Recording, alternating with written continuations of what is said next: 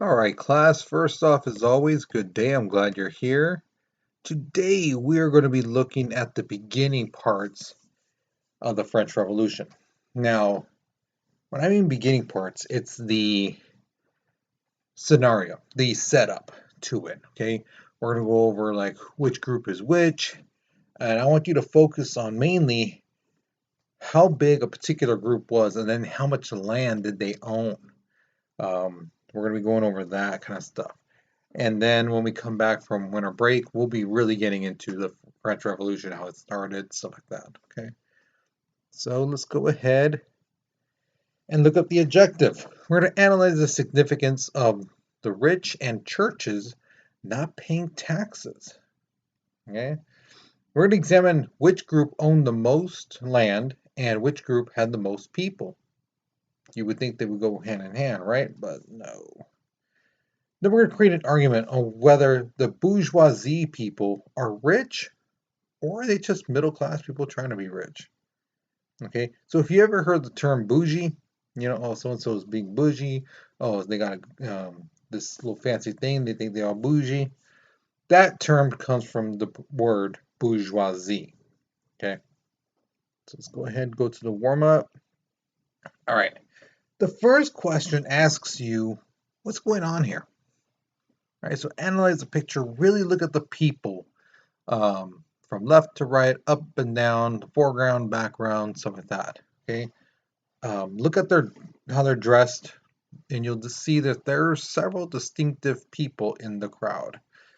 The second question asks you, the people who are in the wagon carriage thing, do you think they're in trouble? Do you think they're in some form of trouble one way or another?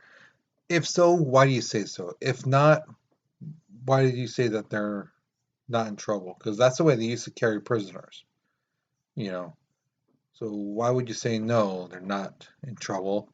Or yes, they are, these guys are in trouble. So why do you think that? Okay, so write your response, pause the video because we're moving on in 3, 2, 1. All right, so since the days of the Middle Ages, France has had three status groups. Okay, they're called the states. These are the clergy, which is the church, nobles, which are the richer, upper the people, and then basically everyone else. Everyone else was considered a peasant. Okay. Now let's look at the clergy. Again, this is the church. This equaled up to about 130,000 people in the country of France.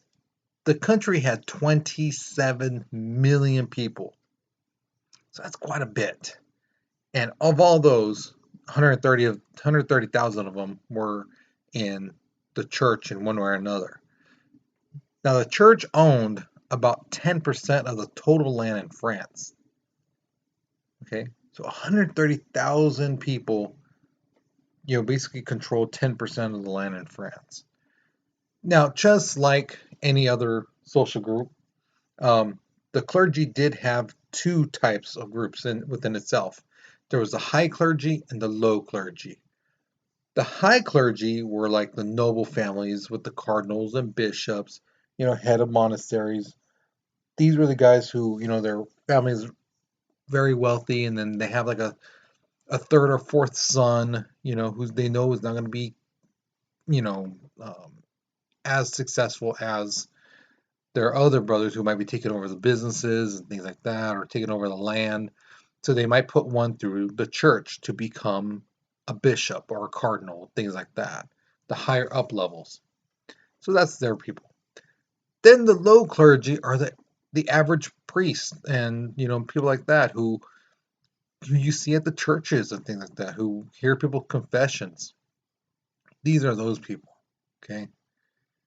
Next is the nobles. These are the elite people. Oh, our family has been in this country for thousands of years, and we're so yeah, we own so much land, and la la la la la. Those people, they had about 350,000 of those people. Okay, and they owned up to about 30% of the total land in France. Now, if you think about this, the clergy and the nobles, they make up about 500,000 people. The country of France is 27 million. These guys are barely like going to be half, not even half, just close to 500,000 people. And they own 40% of the land in France. That is ridiculous. Okay. Now, what were the noble people? What kind of jobs did they have? They were in the government, they were high in the military, high in the courts, and again in the church. So every establishment level, they were at the high end of it. Here's the thing that these two groups had in common, the church and the nobles. They didn't have to pay taxes. They did not have to pay taxes. Churches get money from the people. They don't pay any taxes at all. At all, at all, at all. Even to this day in this country, they don't pay taxes. Okay?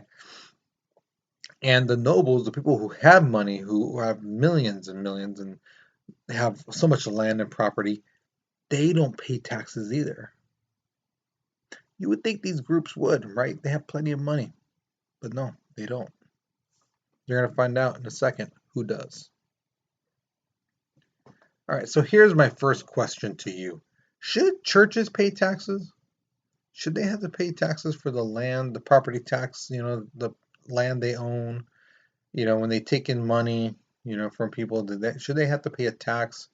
So, like just like anyone else, everyone else, you get paid when you get a job, you get paid, you get taxed. Should those priests and people like that, should they get taxed when they get paid? What do you think? Explain why. Okay, so pause the video because we're moving on in 3, 2, 1. All right, so next comes the third estate. This is a group that has to pay all those taxes. Up to 80% of them are peasants.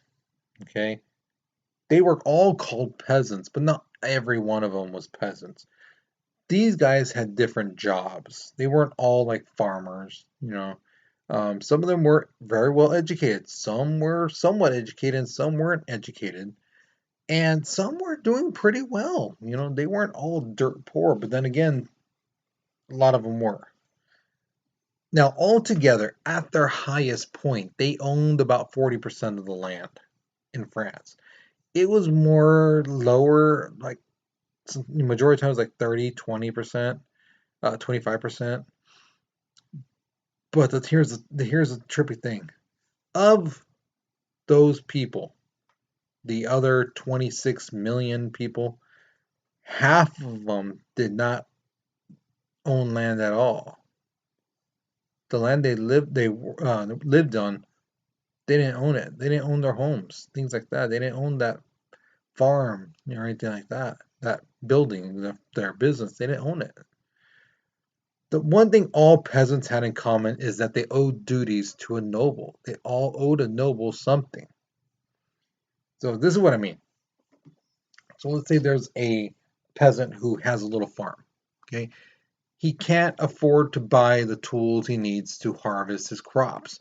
So what he'll do is go to a noble and say, "Hey, can I use your tools to cut down my crops?"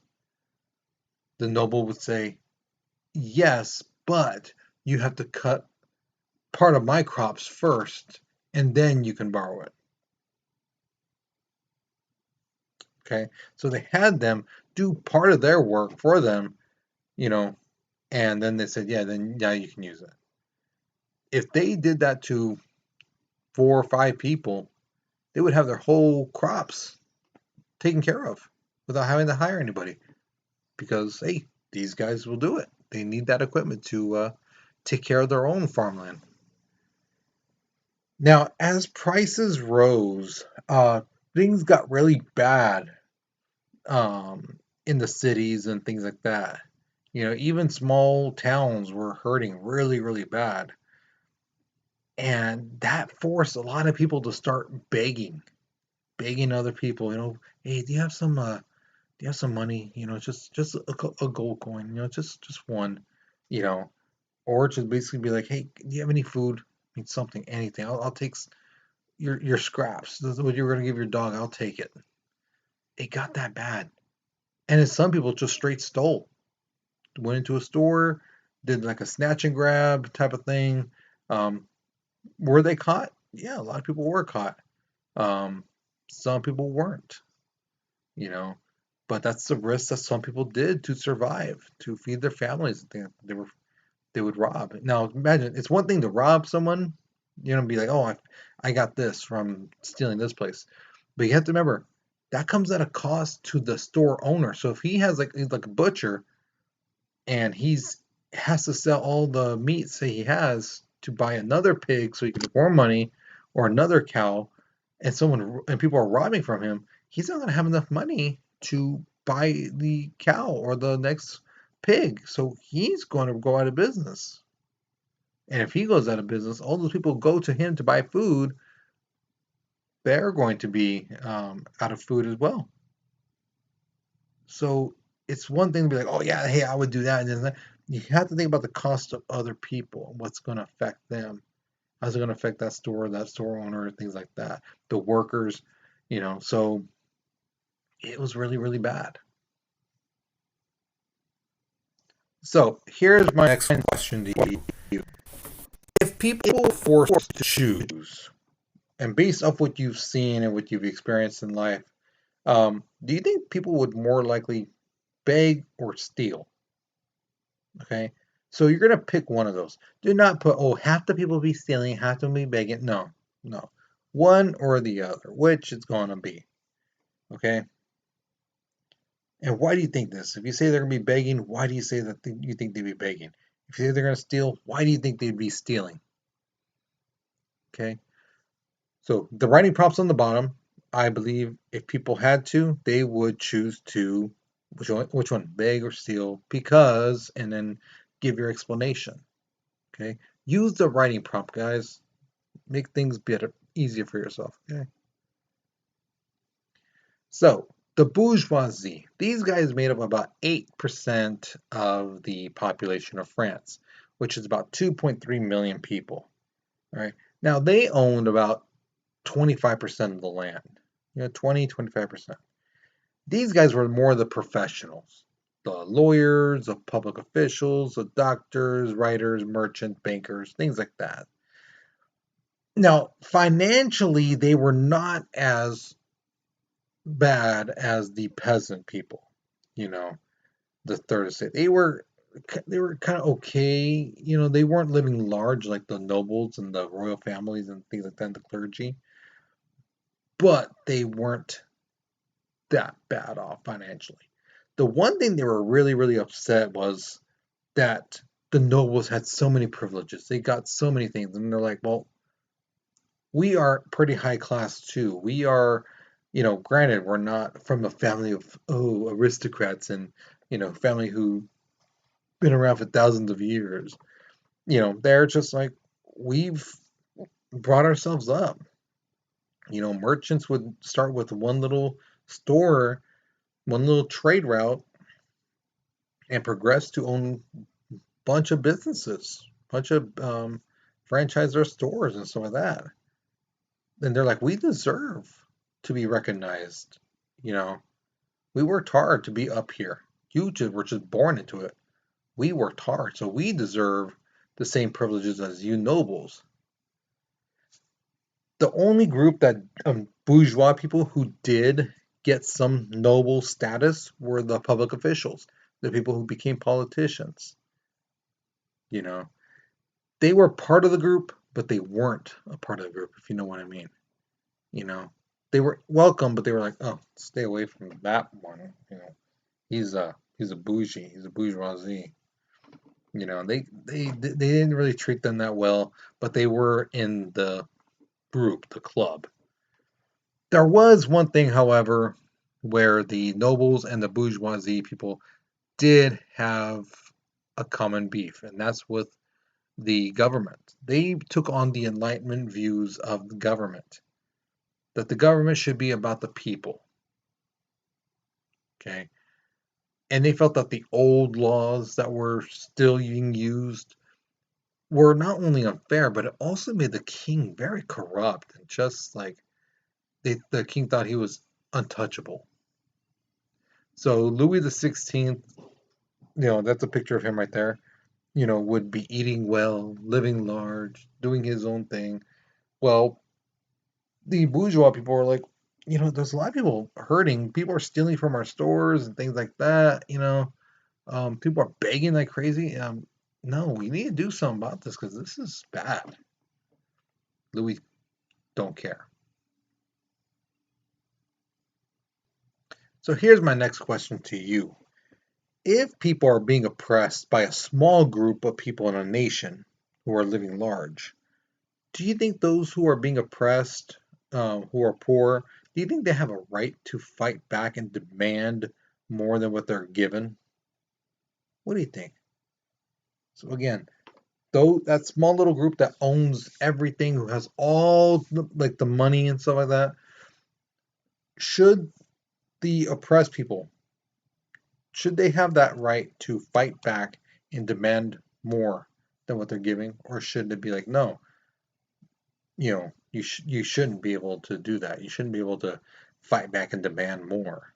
You should work for it. You should build yourself up. What do you think? How do you fall under that particular subject? Okay, so pause the video, write it out. But we're moving on in 3, 2, 1.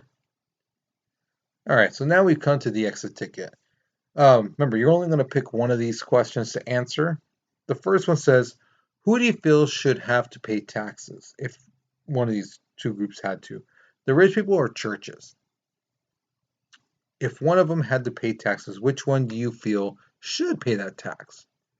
The rich people or churches? And why? Why do you feel that? Okay, why'd you pick that group? The second question is, should bourgeois people be considered rich, or are they just middle class people who are trying to act rich? What do you think? And why did you say that? If you say, hey, they should be considered rich people, why do you say that?